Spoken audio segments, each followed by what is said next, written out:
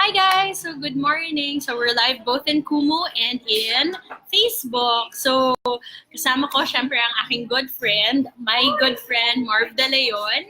So I will leave it to him to introduce himself. Yes. Introduce yourself, Marv, sa ating mga viewers today. Hey, hello. Thank you so much, hearts, ha? Okay. First of all, siguro, let's check if okay yung audio. Okay ba yung audio namin?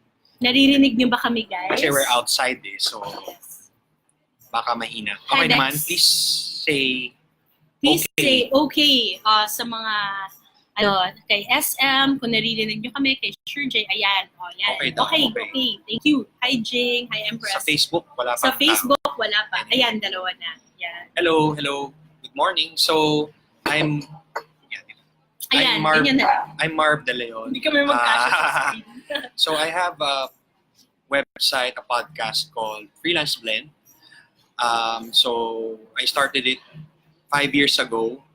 And the podcast, yung Freelance Blend podcast, ganun din 5 years ago, and we have about 170 plus episodes already. Ang dami na, Marv! And I featured yung mga successful freelancers, bloggers, and even entrepreneurs like si Ginger sa Freelance Blend.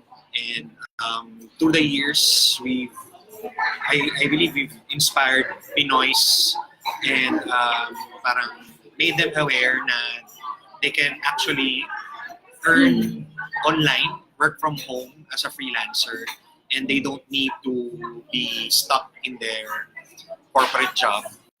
Na merong options, maraming options, especially now in the digital age na mabilis na yung although medyo challenging pa rin, pero at least challenging pa rin mabilis pa rin enough for us to do live yes, videos. tingnan mo, nakaka-live tayo dito. Diba? Hi, Lori, good morning. Yeah, you don't need to go to a traditional office, or even you don't need to be an OFW, leave the country to earn dollars. Pwede ka na mag-earn ng dollars, Australian dollars, Canadian dollars, actually, British marami, no? pounds. So, yun. Actually, siguro kung meron bang freelancers dito? Sa mga nasa Kumu or in Facebook, guys, if you're a freelancer, mag-hi kayo sa amin. So, may idea tayo. Ayan, may mga freelancers tayo. Si Ulan. Okay. Most likely sa PayPal page, marami rin freelancers. Yes. Okay. So, basically, no, Marv, I think a lot of the people who joined us also, syempre may mga freelancers tayo, but there are also those na gusto nilang malaman what exactly is freelancing, diba? What exactly, when you say freelancer, ano ba siya? Like, is it a job? Is it a particular job? Is it a particular service that you give? So when you say like, may options, ayan, they want to know it. So may options to be a freelancer. What do we actually mean when it comes to explain freelancing? So for me, freelancing or a freelancer is somebody who can work with many different clients na hindi ka tied to one specific company like most employees now. Okay. Na they have an employment contract. Hindi ka pwede mag-work sa ibang company. So with a freelancer, you're basically free to work with anyone, with any company, whether here or abroad. Talagang walang limitation. That's why free nga. And hindi naman siya bago yung freelancing. It's been around for many years.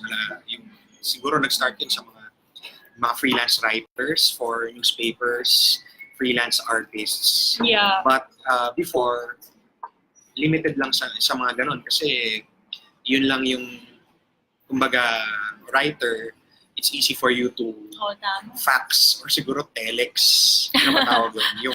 Yung article mo, wala pang internet, di ba? Fax lang. Tama, or siguro mail, di ba? Yes. But now, because of the internet, anything that can be sent online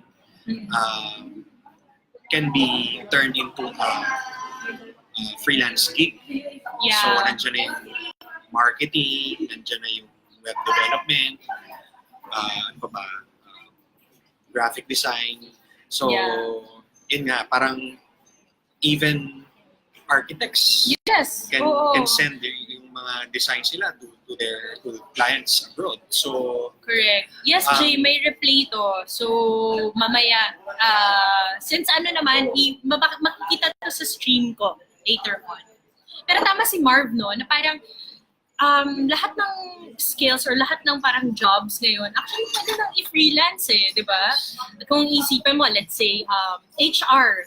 Di ba may ultimong HR na parang you'll think na dapat regular employee siya?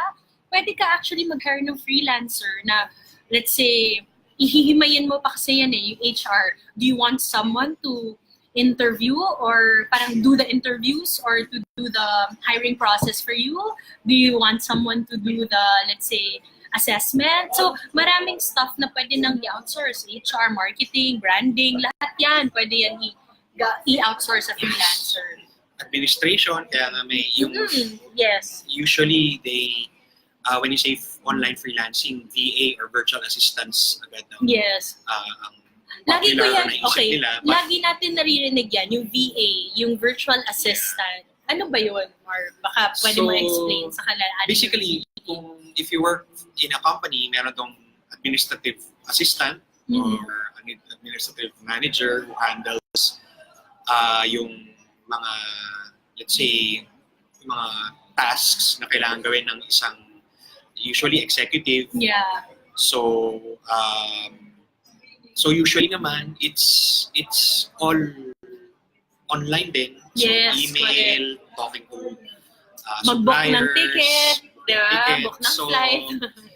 with the internet, VA pwede pala nang- si Wala. pwede ng VA, pwede nang ipagawa yan virtually. Yeah, customer service. You can have clients na hindi naman kailangan na nasa physical office kayo pareho. Yes. So, that's why yun yung virtual assistant. So, they can do Anything, no? anything basically that an office admin can do and much more. Yung mga virtual assistants. Yung dito nga sa Pinas na they handle mga foreign clients who are online entrepreneurs din. Yes. Usually online marketer. So natututo na rin sila ng web design, So, lahat na social rin eh. media. So hindi na limited to talagang Ang office maganda job pa, lang. oo, actually, alam mo, nung may nagbanggit sa inyo ng ODES, no? So, I think one of the questions that people ask, no, kunwari gusto ko maging freelancer, where do I actually go to check all of these jobs and baka makakuha ng trabaho, no? So, there are a lot of freelance sites, freelancing sites, job sites, no? Like, let's say, freelancer.com, Upwork, Fiverr, 199 Jobs, shout out to Fitz, nandito din siya sa Kumu. Wala siya ngayon, pero sa Kumu siya.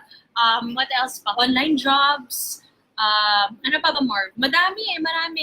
You can look at different, you can research about it, and marami talagang jobs that you can do. And even like, for example, yung mga virtual, yung mga jobs talaga, yung mga totoong jobs like, let's say, repair. That's considered freelancing also, di ba? Yes, Like, yes. yung mga gawin.ph, di ba? Yung mga ganyan. So, Tama. that's also called freelancing jobs. Okay. So, remote.com, yes, that's true. And even yung mga ESL, di ba? May mga ESL trainers tayo dito sa Kumu and sa Facebook. So, Yung English teacher, correct. 5-1 talk. May mga questions tayo. Paano naman po pag gusto mong mag-work as freelancer pero di mo pa alam yung, I guess, yung gusto mo, no? Yung trabaho, may training po ba yan? Also, question, may alam po ba kayong crash course for VAs or puro seminars pa? Ayan, VA Hub. Ayan, 5-1 Talk, correct. 5-1 Talk also. Okay, dun sa isa na parang hindi mo pa alam kung ano yung gusto mong gawin na trabaho, I think it's more about really trying out different things. Kasi you'll never know naman kung ano yung strength mo, di ba? Or even researching or let's say, look at these sites, look at the jobs that are being offered or the skills being offered by other freelancers. And try to assess ano yung tingin mong kaya mong gawin. Kasi, syempre, di ba, parang, I'm sure a lot of you are still new to this world din, di ba? Na parang, ano ba yung pwede kong i-offer? So you can check it out. Alam ko dito sa Kumu and sa Facebook also. Dito sa Kumu, maraming magaling kumanta. So maganda yung boses ninyo. So maybe you can do voiceovers, di ba? Pwedeng ganon. So there are a lot of things that you can do. So check out what skills are being offered. Ano yung mga skills that is needed by the market as well. So when I say the skills that are needed, look at the trends in the industry. So ano ba yung madalas i-outsource ng isang business owner? Kasi I guess yun yung clients natin, diba? Business owners sa ibang tao. And you will know kung ano yung ina-outsource nila because number one, that's parang they have the capacity to hire freelancers because they can't do it themselves. Wala silang people who are experts on that particular skill or particular field. That's why they outsource nila. For example, madalas dyan, let's say, AI, yung mga ganyan, di ba? So, yes, creating designs, drop shipping, correct. Thank you, Ulan, for that, no? So, Canva, WordPress, Amazon, FBA, ano pa ba? Amazon DB, let's say, Microsoft, shocks, ano yung basta yung mga ganon. So, data analytics, WordPress also, okay pa yung WordPress, like plugins, no, for different stuff, yung uses for different stuff. So, ganon yung mga skills na kailangan ng industry. So, yun, I hope na parang nasagot namin yung question. May isa pang question kanina. A training for VAs pala. Training for VAs, yung VA bootcamp. Oo, di ba? You just search for it online by Jason Gulay. So there's it's a paid course, so just search for it. I think may code ako doon. I just forgot. Tanong natin, ipopost si Marv later. Pag na-post yung replay nito. Hi Ton, hi Ray. Thanks for joining us on Facebook. If you have questions, guys, sa Facebook also, you can share it with us sa comments. We're also live at Kumu. Kumu is a social live streaming app. Yes, Kumu. Okay, so, okay. Yes. Ayan, si Jason. Jason is a good friend also of ours, no? Okay, Marv. Can you tell them more about, like, how did you start? Alam ko na yung kwento na to. But how did you start freelancing? Baka they want to know. Kasi ikaw, di ba, you came from corporate. So, baka pwede mo i-share yung story. So, medyo mahabang story. Kasi ano lang natin. Basically, so I was in the corporate world. I was working for a financial services company for 18 years. And then I stumbled upon the world of freelancers when I attended one event that was in 2013. It's called the Freelance Camp by Learning Curve, I think. Bago pa lang yata mo ni workshops nun. Yes. So tapos na-realize ko na parang ang dami palang freelancers na nag-work na online. And that was in 2013. Ang dami na nag-attend ng camp na yun. So parang dun na-open yung eyes ko about the community. And then that's when I started the podcast kasi I wanted to feature yung mga successful freelancers and learn from them at the same time. So, during, siguro, through those interviews and meeting people at events, I was able to, kumbaga, na-absorb ko yung mga strategies nila, how they became successful. Learnings, yeah. And I applied it to myself, and I started getting clients na rin, applying for gigs through people who I meet. First muna as a coach, kasi I did workshops with Manila Workshops. Yes. And yung mga naging students ko doon, they eventually became my coaches. So parang na-realize ko, pwede ko pala siyang i-monetize yung mga tinuturo ko. And then from there, I started getting clients na rin from marketplaces like Upwork. Yes. So that's how I started. And then I eventually resigned to focus on this full time. On my brand, yung Freelance Blend, and my freelancing clients. Anong year ka nga nag-resign? 2015. So 4 years na. 2015. 4 years ago. 4 years na. So alam ko, I remember, no, like Marv, I knew Marv 2014, right? 2014. Yes. So yeah, nung time na yon parang yun nga, sabi niya, gusto niya maging freelancer in the future. So, yun, after a year, di ba? After a year ng pagtsatsaga, naging full-time freelancer siya. So, there. So, ako naman, no, yung story ko, since we're talking about starting a freelancing career, sa mga hindi nakakaalam, I actually started out as a freelancer. Okay, so I was in the corporate world, parang si Marv. I was working for a bank. Tapos, noong 2010, okay, so I got pregnant. So, nabuntis ako, but then I lost that baby.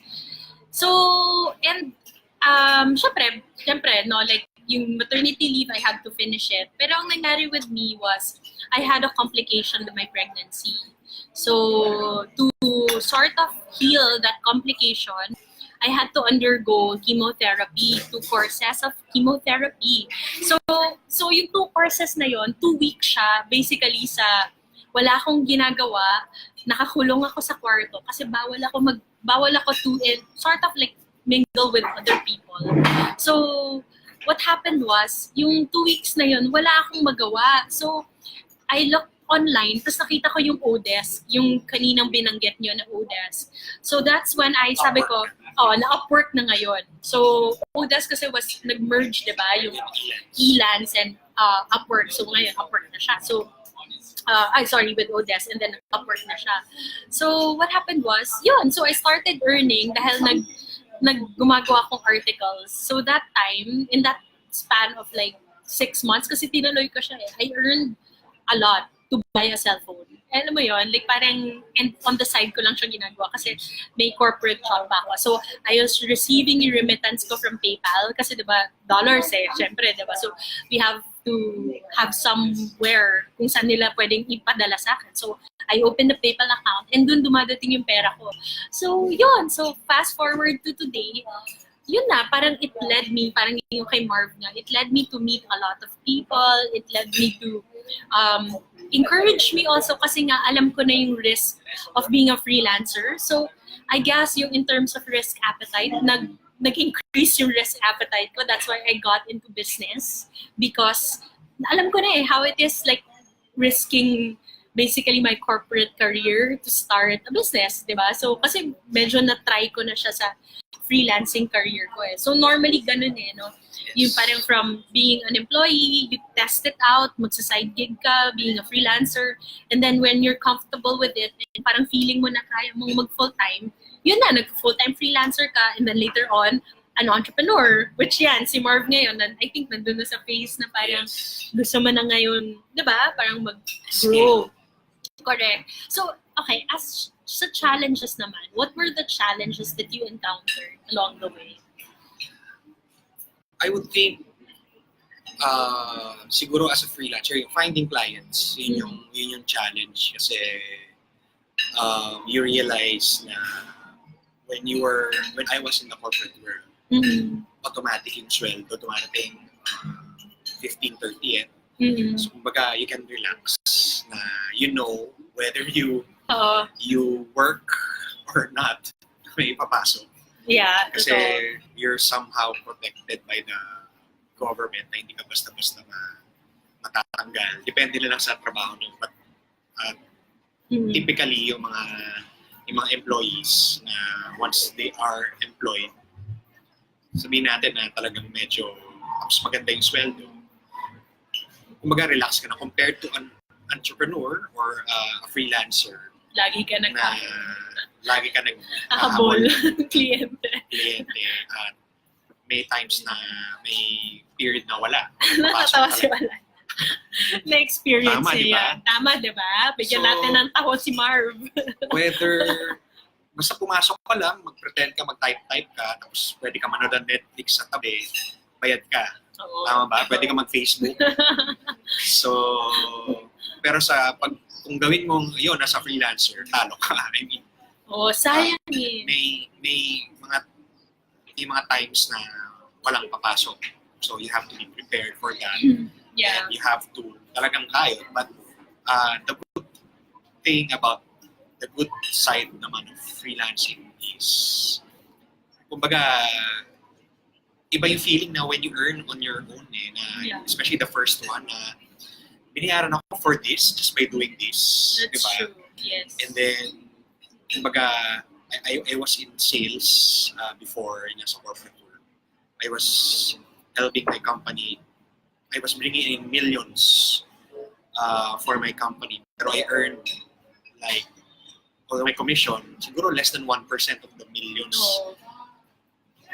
If you're a freelancer, you earn like Walang cap. 90% or depende lang Yes. sa expenses mo. Pero ang laking difference. And ang sarap na Sa'yo na pupunta when you see that PayPal notification or yung may padala sa'yo na ikwento ko siya kahapon, kanina, yung client, pinadala ko deposit slip, bayad na. Parang iba yung feeling every time na, That's true. na you get that adrenaline rush. So you want to, kumbaga, gusto mo i-repeat every time. On the downside niya, kung wala. So yun yung challenge. You have to be That's true. constantly bringing in new business. Business na siya hindi lang siya job talaga. It's a business na. Yeah, so that's why we really want to call it like hindi lang freelancing career but freelancing business. Uy, thank you sa taho, Ulan. So, ayan, first time ni Marv galing. makakita. So in Kumu kasi, they can give you gifts.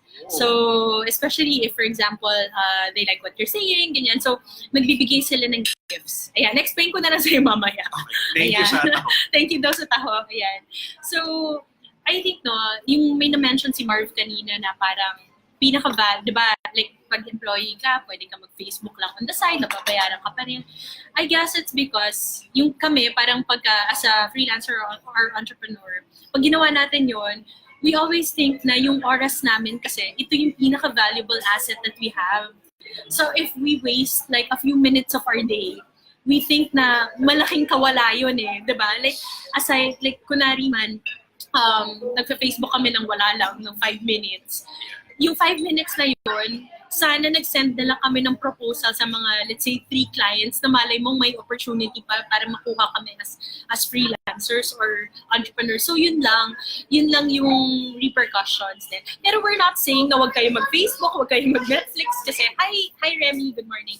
So it's not because, and hi John pala, it's not because na parang gusto naming kawawa kayo or malungkot kayo. But I think you get to the point na parang naman to what to prioritize at certain times of the day.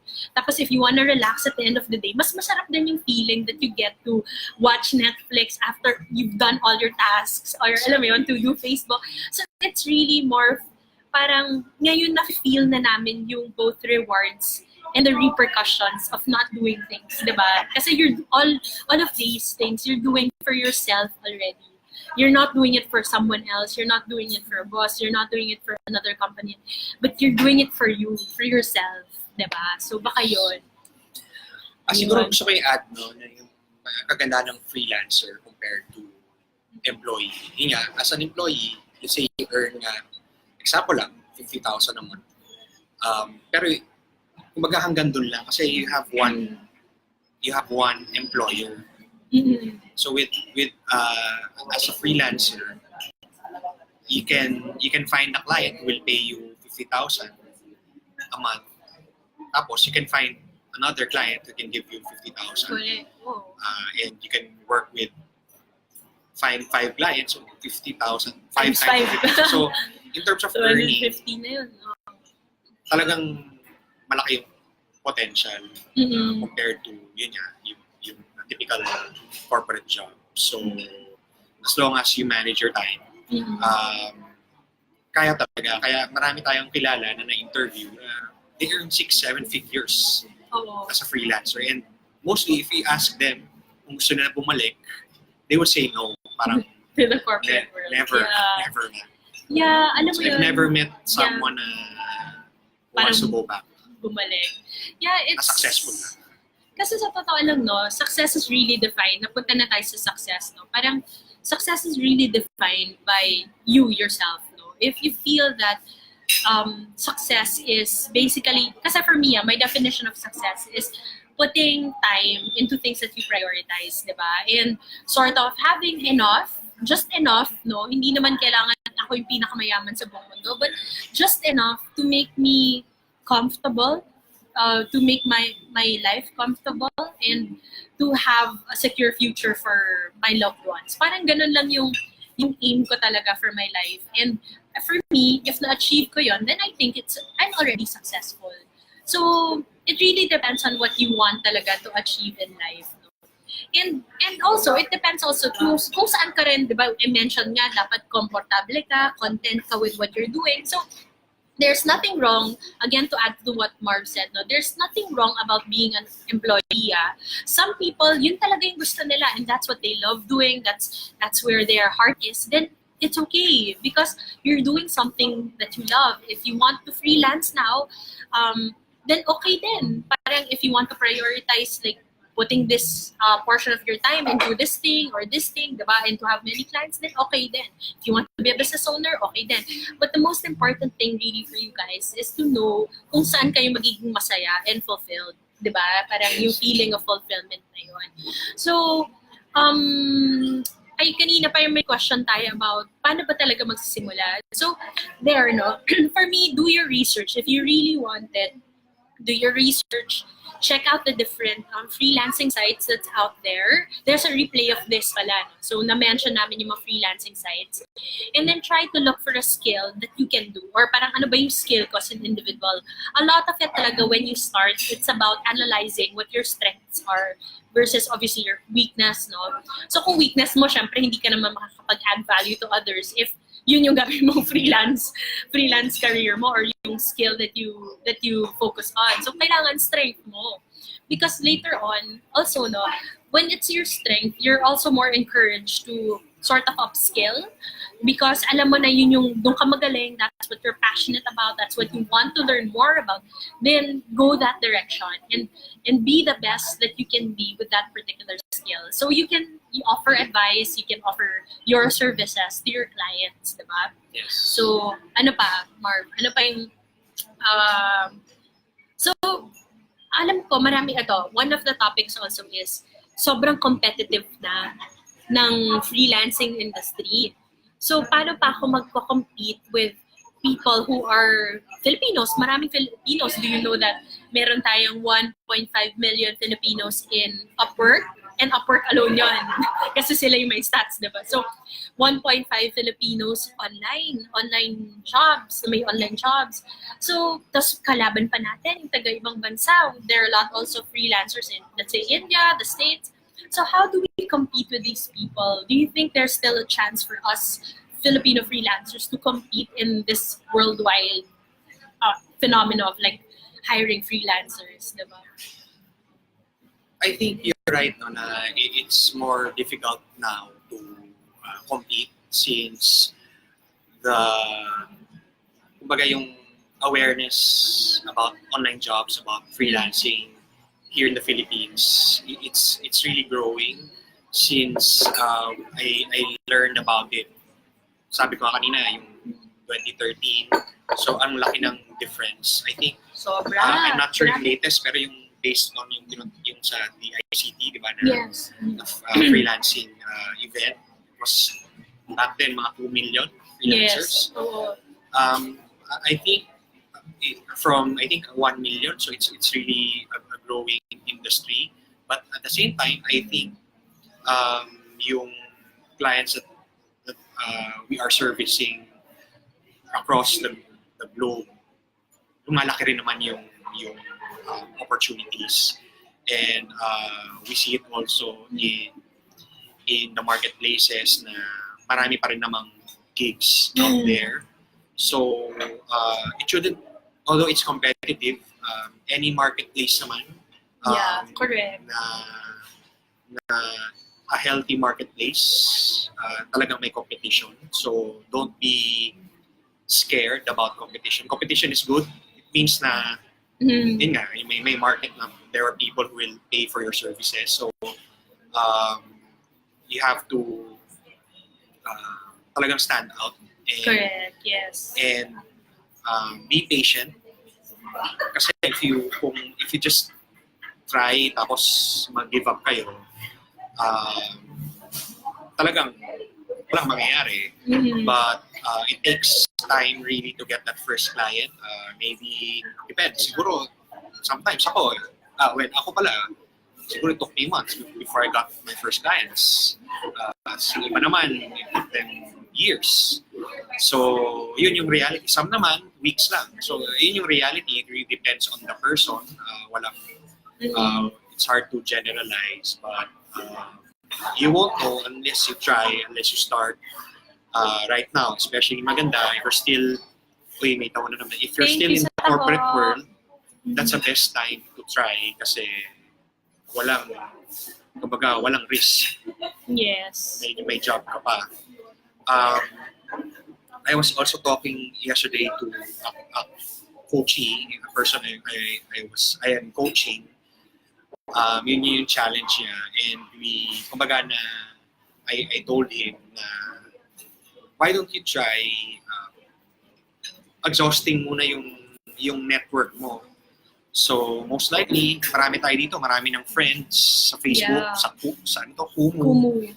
And instead of, siguro, first step is to look for ano ba yung marketable na gig na pwede mong i-offer, marketable service na pwede mong i-offer from the marketplaces, and then offer that service to your network, to your friends, neighbors, colleagues, former colleagues. Kasi ganyan yung nangyayari sa akin ngayon.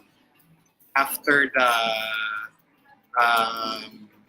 yung Christmas break, di ba? Mga parties, reunions, that was an opportunity for me to connect with former office mates, former classmates, and talk about my services. And ngayon, after that, nalaman nila na I'm a freelancer.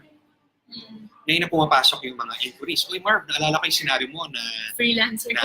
Freelancer ka, na you can help me with my website. So, galing, no? Ngayon na pumapasok. Uy, Marv, meron akong kilala na who needs your services. Yung nabanggit mo during the party. So, ngayon na pumapasok. So, yun yung unfair advantage nyo, yung network nyo na others in the marketplace wouldn't have. So, exhaust nyo muna yun. So, ang galing ng tip mo na yun, no? Parang hindi ko naisip na, nga naman, yung mga parties na kung saan na nagkikita-kita naman kayo, pwede mo nga pala gawin yun para makakuha ng kliyente, di ba? Yes. Just tell people. Kasi naalala ko, no, like, when I was starting itong vlogs ko, di ba? Vlogger ako, guys, for 10 years, 11 years already.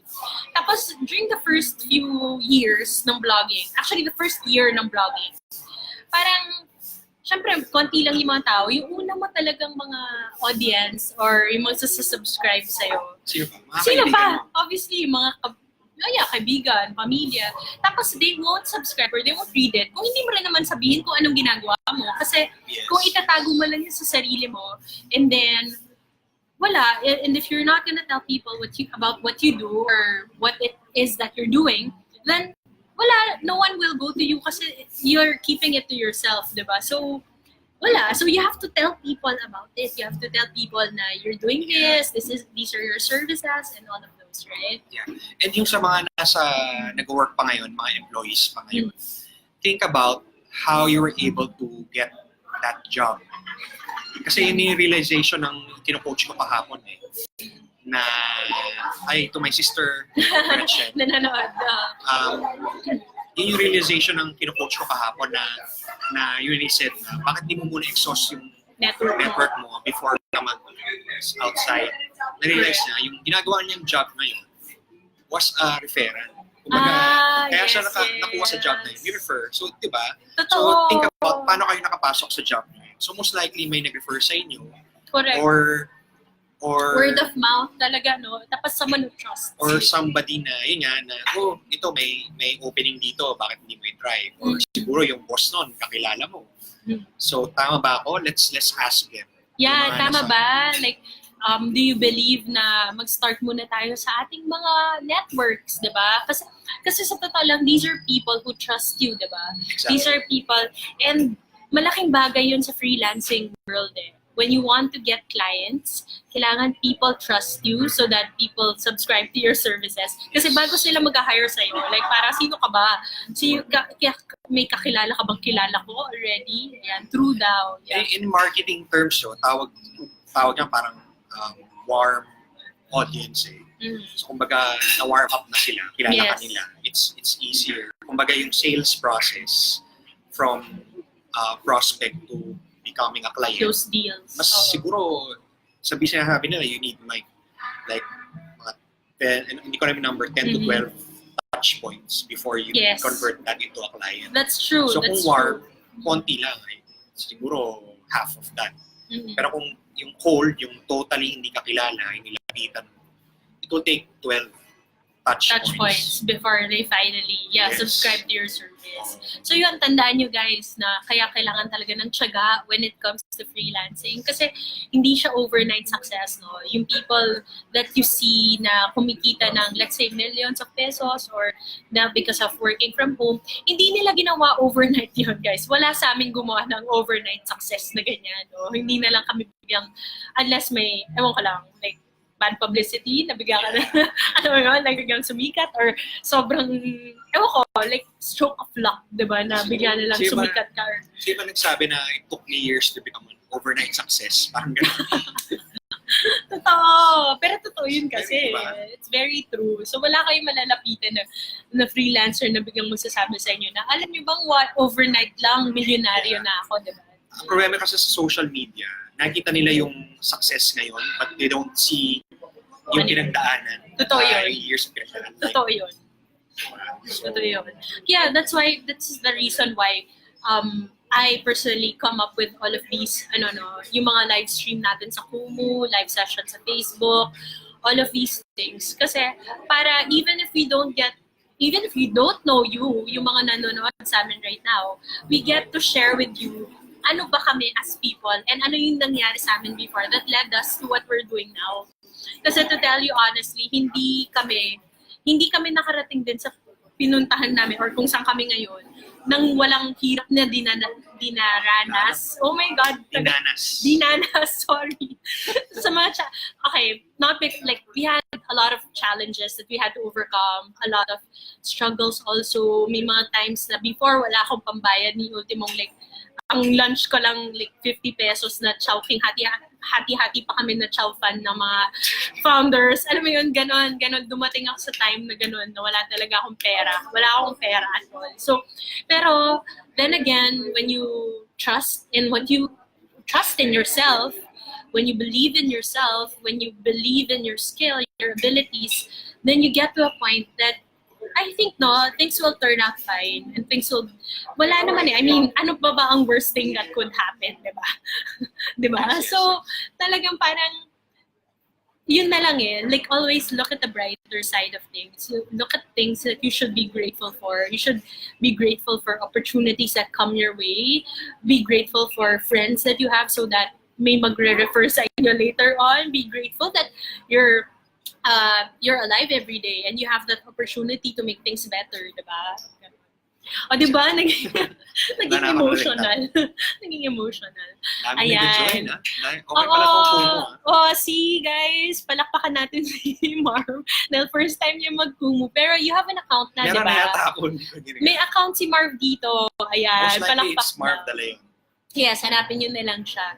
So if you have any more questions about buhay freelancing or like struggles or whatever challenges that you may have to overcome as a freelancer, feel free to reach out to us. We're here at Kumu, we're here in Facebook, we're here actually kahit saan mahanap po kami. Hindi lang dito. Thank you ulit sa taho guys. Thank you so much. So may any last words, Marv, sa ating mga viewers today? Okay. So siguro sa mga nagtatanong how to become a freelancer, I was supposed to mention about my course, kaya lang tapos na siya. It's called Side Gig Revolution. But, pero magkakaroon ba ng next run yan, yung side gig? Ay, pakita mo yung shirt mo. May ganyan din ako. Ang ganda, actually. So, I have a program called Side Gig Revolution. We just opened it last week and it's open for just 7 days. So unfortunately, hindi umabot. It's already closed. So it's a oo, course sorry. Close na for pala siya. people who are in the corporate world, who have a full-time job and like to get side gigs, freelance side gigs. I teach it there. It's an online program where we get. I have their lessons on video that they can access anytime, anywhere. Nice. So we're planning to open it again in a few months, most likely towards the end of the year. As followers of Ginger, she will give you a link where you can join. Yes. But share ko siguro, yun sa inyo, guys. Just keep that in mind. Kasi nga, Kasi medyo towards the end of the year pa yun. yes, kasi we focus really on How to be you po. Hi, John! Wow, si John Orania nanonood sa atin today. Coach John. Yan yung isa sa Congratulations! Isa yan sa pinakamagaling na coaches dito, no? yes, one of my mentors there, John Moran. So yeah, it's called Psychic Revolution, and nga, we'll let you know when it reopens. Hope you can join us. But for in the meantime, I hope they can subscribe to the podcast, Freelance Blend podcast. It's available in Yes, iTunes, in Google Play, and also in Spotify. Just search for Freelance Blend podcast. So there you can learn from other successful freelancers like Ginger, like Coach John, who's also there. Just search for Freelance Blend podcast. Ayun, it's free, and there you can learn a lot on how to become a freelancer and kumbaga copy yung mga ginawa ng mga successful freelancers, how they're able to escape their jobs and become successful freelancers. So Okay. Freelance Blend. Yan, Freelance Blend. Blend podcast. Okay, so thank you so much, Marv, for joining us today. Thank you sa mga taho. Yes, thank you sa taho. So, okay guys, for those of you who are in Kumu, please follow me. So, alam mo naman, you can add me. May button dyan sa taas. So, just add yung plus sign so that you can follow us. So, here in Kumu, I do live sessions on, and it's called Business Over Coffee. So, all of the live streams that I have are sort of educational, no? We talk about business, we talk about mga boring stuff. Mga boring stuff no? Hindi ko kayang kumanta. So, pag-usapan na lang natin ang business, freelancing, blogging, influencer marketing, ayan, yung mga ganyan, sa mga, digital marketing, yan na lang mapapag-usapan natin. Wag na lang nyo ako pakantayan, guys. Okay, I also have another lifestyle channel naman. Actually, it's a community here.